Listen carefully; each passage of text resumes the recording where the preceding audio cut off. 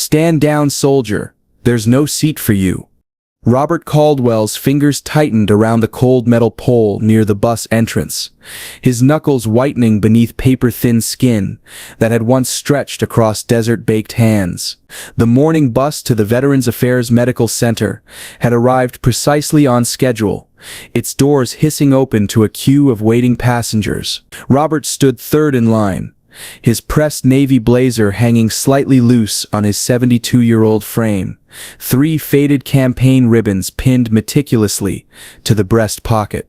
The driver's words struck him like physical blows, each syllable a sharp jab to his solar plexus. 26 years of service, and I'm still standing down on command. The early November chill had settled into his joints, making the arthritis in his right knee throb in rhythm with his quickening heartbeat. Behind him, impatient commuters shifted their weight, the soft rustle of their coats and clearing of throats forming a chorus of silent judgment. The driver gestured toward the standing room only sign, his expression neutral but unyielding. "Full capacity, sir. Safety regulations. You'll need to wait for the next bus in 40 minutes. Robert's gaze drifted past the driver to the packed interior, where every seat held a passenger, most considerably younger than himself, many absorbed in their phones, oblivious to the exchange taking place at the entrance. "I've been waiting since 6:30, Robert said, his voice steady despite the tremor that had begun in his left hand, the same tremor that had appeared during his third tour when the mortar fire grew too close and too constant. "My appointment is at 8:15. He didn't mention that missing it would mean rescheduling his cardiac consultation, another 3-month wait in a system perpetually overwhelmed. The small orange prescription bottle in his pocket contained exactly 4 pills, enough to last until tomorrow, assuming his heart behaved itself. Should have left earlier, should have known better. Always prepare for contingencies, Sergeant." The driver's expression softened slightly, but his posture remained rigid. "I understand, sir, but I can't exceed passenger limits. It's a liability issue." His eyes flicked toward the growing line behind Robert, where sighs of frustration had evolved into pointed comments about delays and schedules. Robert felt heat rising from his collar, not from anger but from something worse. The slow burn of public humiliation, of becoming the obstruction, the problem, the old man who couldn't understand simple rules. His right hand instinctively touched the ribbons on his chest, a habit formed decades ago when seeking strength in moments of doubt. A young woman standing near the front of the bus interior glanced up from her phone, her eyes momentarily meeting Robert's, before sliding away, uncomfortable with the unfolding scene. No one moved. No one offered their seat. Robert noticed a vacant priority spot, clearly marked for elderly and disabled passengers, but a backpack occupied the space, its owner engrossed in wireless headphones, and apparently oblivious to the world outside his personal soundscape. "They don't see me. Maybe they don't want to. Maybe I've become invisible." "Sir, I need you to step aside so others can board," the driver said, his voice firmer now, patience waning as the scheduled departure time approached. Robert felt himself nodding, a lifetime of following orders asserting itself despite the protest building in his chest. His grip on the pole loosened as he began to step backward, the motion sending a fresh spike of pain through his knee. Behind him, someone muttered about holding everyone up, the words just loud enough to carry forward, just quiet enough to claim plausible deniability if challenged.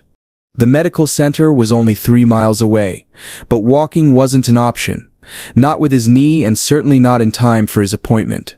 Robert's throat tightened as he calculated the cascading consequences, missing the consultation, extending his wait for treatment adjustment, perhaps another small stroke, like the one last spring that had left him with occasional numbness in his fingertips.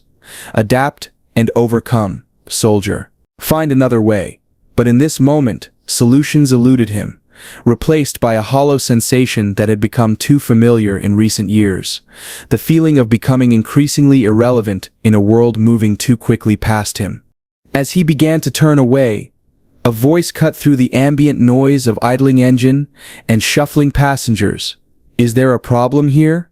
The tone carried unmistakable authority, not the practiced customer service cadence of a transit supervisor, but the natural command of someone accustomed to immediate response.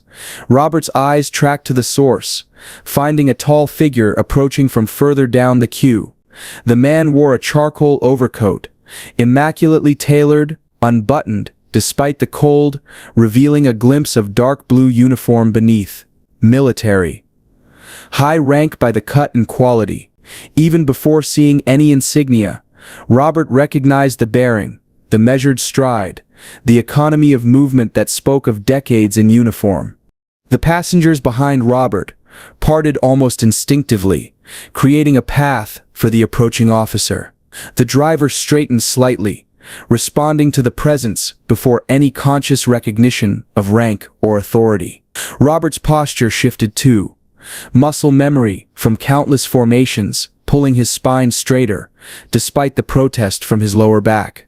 The pain receded beneath something more powerful, the ingrained response to chain of command, to the approaching embodiment of the institution that had shaped half his life. Through the bus windows, morning sunlight caught on something at the man's collar, a brief flash of metal that sent Robert's heart racing for reasons entirely separate from his medical condition. 4 silver stars, not worn for show or ceremony, but the genuine article on a working uniform beneath a civilian coat. Robert blinked, momentarily doubting his eyesight. 4-star generals didn't ride public buses to medical centers. They had drivers, staff, entire security details. Yet there was no mistaking the insignia or the purpose in the man's approach. The general's eyes locked with Robert's, and in that moment of recognition, not personal, but institutional, one soldier seeing another across the gulf of rank and years, Robert felt the tremor in his hand subside. The general stopped precisely 3 feet from Robert, close enough for conversation without invading personal space, the exact distance taught at the academy for professional interaction. "General Michael Harrison," he said simply. No preamble or posturing, just the direct introduction of a man who had long ago dispensed with unnecessary ceremony outside formal settings. His gaze moved efficiently, taking in Robert's campaign ribbons, the veteran's upright bearing, despite obvious physical discomfort, and the unfolding situation at the bus entrance. The morning commuters had fallen silent, conversations suspended in the unexpected presence of military brass on their routine journey. "Sergeant Robert Caldwell, sir. Retired." The response came automatically, decades of protocol surfacing without conscious thought. Robert's hand twitched slightly, the ghost of a salute suppressed by civilian circumstance. The general nodded once, acknowledgement without requiring elaboration. His attention shifted to the driver, who had removed his cap and was now standing slightly straighter himself, responding to the subtle pressure of authority, even without understanding its exact source. "Vietnam?" the general asked, his eyes returning to Robert's ribbons. "Early tours Vietnam, then Desert Storm, sir." Robert kept his voice level, fighting the sudden rush of emotion that threatened to crack his composure. "Don't lose it now. Not here, not in front of rank." The general's expression changed almost imperceptibly, a slight narrowing of the eyes, a deeper focus. Robert recognized the look. It was the face of rapid recalculation, of tactical assessment being adjusted in real time. 26 years of service spanning multiple conflicts meant this wasn't just any veteran having trouble catching a bus. The math was visible behind the general's eyes. This man had given decades to his country, had likely redeployed multiple times when others had long since returned to civilian life. "I understand you have an appointment at the VA, General Harrison said, his tone making it a statement rather than a question. Robert nodded, surprised the general had absorbed that detail from the earlier exchange. 8:15, cardiac consultation. He didn't mention the pills in his pocket, or the numbness that sometimes crawled up his left arm like ivy climbing a neglected trellis. The general checked his watch, a simple, durable timepiece, rather than the luxury brand his rank might afford, and made a decision that was visible in the subtle squaring of his shoulders. "Driver," the general said, turning his full attention to the front of the bus, "I need you to accommodate Sergeant Caldwell." It wasn't a request, though the words were formed as one. The driver shifted uncomfortably, caught between the immovable object of transit regulations and the irresistible force of military authority. "Sir, I appreciate your concern, but we're at capacity according to safety protocols. I can't." The general raised his hand slightly, not in dismissal, but in a request for pause. The gesture was so subtle, yet so effective, that several passengers watching the exchange found themselves holding their breath. "I understand protocol, believe me," General Harrison said, a hint of wry acknowledgement coloring his tone. "But I also understand exceptions." He unbuttoned his overcoat fully, revealing the complete uniform beneath, the 4 stars catching morning light like beacons. A murmur rippled through the bus, passengers suddenly aware they were witnessing something unusual. A young man near the front, the one with the backpack occupying the priority seat, removed his headphones, finally tuning into the scene unfolding at the entrance. The general continued, his voice pitched to carry just far enough for necessary ears, without becoming theatrical. "Sergeant Caldwell served this country for 26 years. He's earned more than just our respect. He's earned our accommodation." The driver's resistance visibly wavered, but professional obligation held firm. "Sir, I could lose my job." The cameras, he gestured toward the small security device, mounted above the fare box, record everything. If there's an incident with too many passengers, he let the consequences hang unspoken. Robert felt his momentary hope fading, replaced by resignation. Even a general can't override civilian regulations.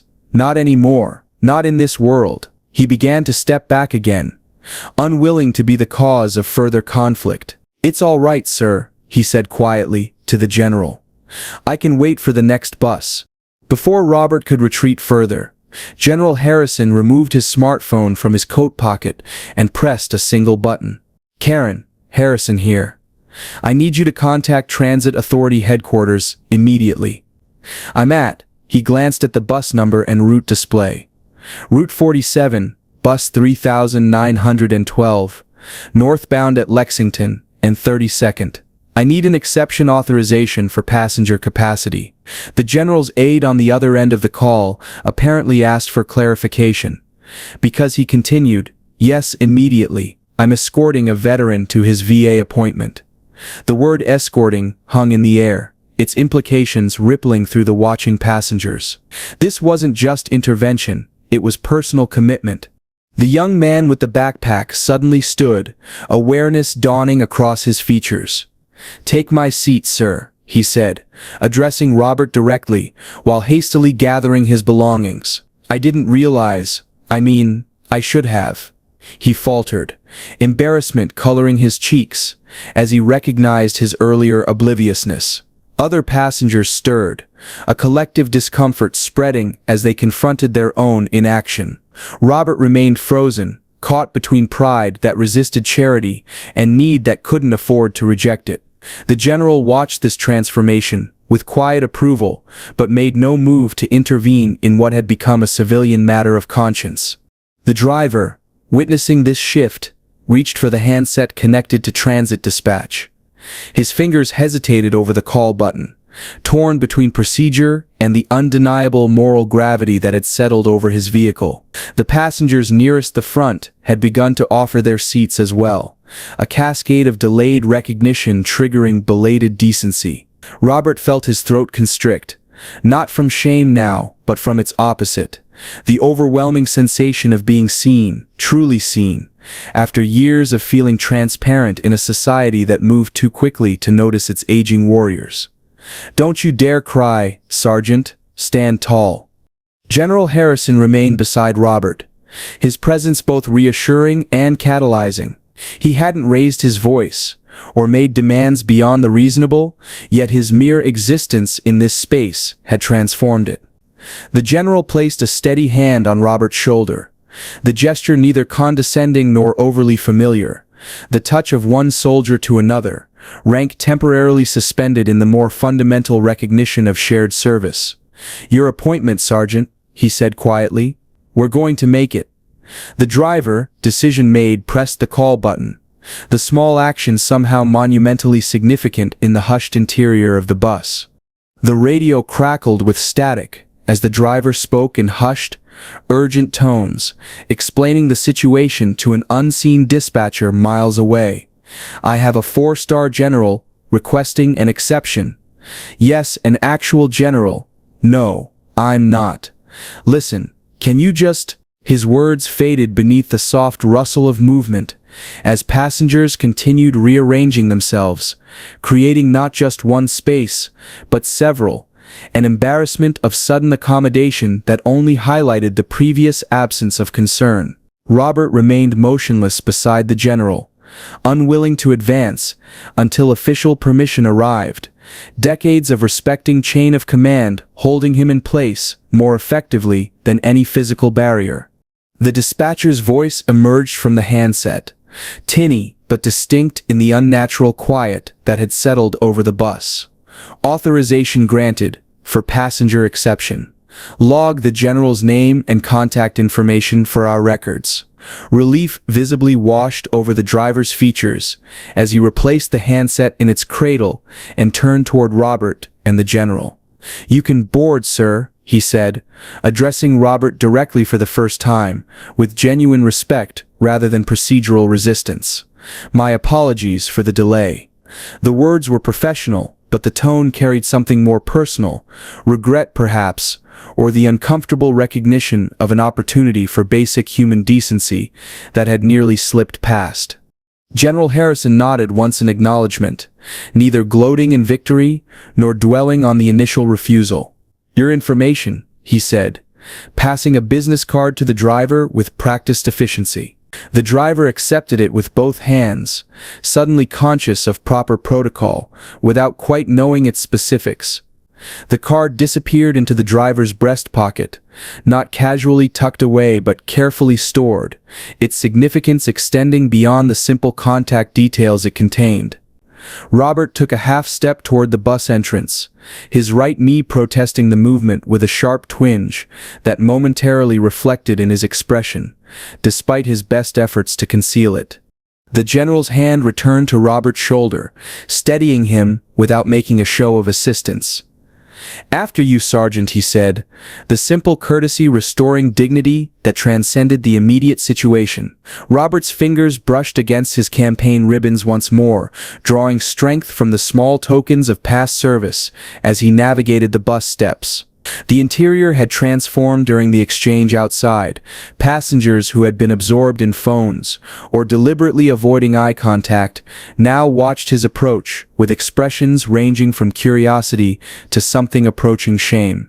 The young man who had first offered his seat stood in the aisle, backpack clutched to his chest, creating a clear path to the now vacant priority space.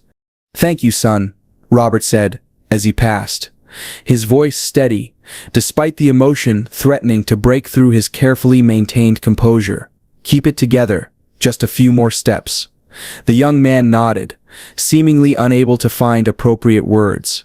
Other passengers murmured similar sentiments as Robert moved down the aisle, a belated chorus of recognition that felt simultaneously gratifying and insufficient. The general followed a precise 2 paces behind, his presence ensuring the moment maintained its dignity rather than descending into performative atonement. The bus remained unmoving, its scheduled departure now secondary to the small ceremony unfolding within its confines. Robert reached the priority seat and lowered himself carefully, his body grateful for the reprieve, while his mind still processed the rapid shift in circumstances. The cushion retained the warmth of its previous occupant, a small comfort against the chill that had settled into his bones during the wait at the bus stop. General Harrison remained standing beside the seat, one hand resting lightly on the overhead rail, his posture suggesting he intended to maintain this position for the duration of the journey. A woman across the aisle leaned forward slightly, "Are you really a general?" she asked, her tone caught between skepticism and wonder. "Yes, ma'am," General Harrison replied, without elaboration or defensiveness. He made no move to justify his presence or explain his intervention, allowing the simple fact of his rank and his actions to stand unadorned. The woman sat back, momentarily abashed by the direct answer to her perhaps impertinent question. The driver called back from the front. "We're running 7 minutes behind schedule. Is everyone settled so we can depart?" His question seemed directed specifically toward the general, an unconscious deference to the highest authority present. General Harrison nodded his assent, and the bus doors hissed closed with a pneumatic finality. As the vehicle pulled away from the curb, merging into morning traffic with a gentle sway that rippled through the standing passengers, Robert felt a curious sensation spreading through his chest, not the cardiac warning signs he had learned to monitor, but something warmer and almost forgotten: visibility, respect. Not for what I can do now, but for what I gave then. He glanced up at General Harrison, who remained standing at parade rest despite the bus's movement, a statue of military bearing amidst the shifting civilian landscape. "Sir," Robert said quietly, pitching his voice for the general's ears alone, "you didn't have to do this." The general's eyes remained forward, surveying the road ahead as if assessing terrain. "Actually, Sergeant Caldwell, I did." The simplicity of the statement carried more weight than any elaborate justification. After a moment of contemplation, he added, 26 years, different wars, same flag." The sparse words contained volumes, acknowledgement of their shared commitment despite different eras, different conflicts, different experiences beneath the same oath. Robert nodded, understanding completely. Words became unnecessary between them, replaced by the more fundamental language of mutual recognition. The bus turned onto the avenue leading to the VA Medical Center, its distinctive buildings visible in the near distance. Morning sunlight streamed through the windows, catching dust motes in golden suspension and warming the interior against the November chill. Robert felt the weight of the orange prescription bottle in his pocket, its significance somehow diminished by the events of the morning. His appointment still mattered. His health still required attention, but the isolation that had accompanied his condition had lifted, if only temporarily, replaced by the profound relief of being worthy of advocacy. As the medical center grew closer, passengers began gathering belongings and preparing to exit. The general made no move to distance himself from Robert, his commitment to escort extending beyond mere transportation. "My aide is meeting us at the entrance," he said, the information offered without expectation of response. "She'll ensure your appointment proceeds without administrative delay." The unexpected extension of assistance, beyond the bus, into the labyrinthine bureaucracy of the VA system itself, momentarily overwhelmed Robert's careful composure.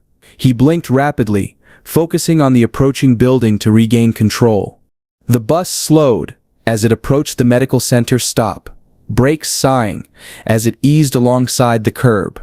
Robert gathered his strength for standing, mentally preparing for the pain that would accompany the movement. Before he could begin the effort, General Harrison extended his hand, not down in patronizing assistance, but outward in the timeless gesture of one soldier to another. Robert hesitated only briefly before accepting, his weathered hand clasping the general's, in a grip that spoke of shared understanding. As he rose to his feet, the general stepped back slightly, creating space without abandoning proximity. They moved toward the exit together, two soldiers of different generations united by the common thread of service that remained unbroken despite the passage of years and the chasm of rank. At the bus steps, just before descending to the sidewalk where a uniformed aide waited at precise attention, General Harrison paused. In one fluid motion born of thousands of repetitions over decades of service, he raised his hand in a crisp, formal salute, not the casual acknowledgement sometimes offered to veterans in civilian settings, but the genuine article, regulation perfect in execution and profound in meaning. Robert, despite years in retirement and the limitations of his aging body, returned the gesture with equal precision, his spine straightening and shoulders squaring as muscle memory overcame physical restriction. The soft click of their heels coming together was barely audible over the bus engine, yet it resonated with the perfect clarity of brass bells in the silence of winter.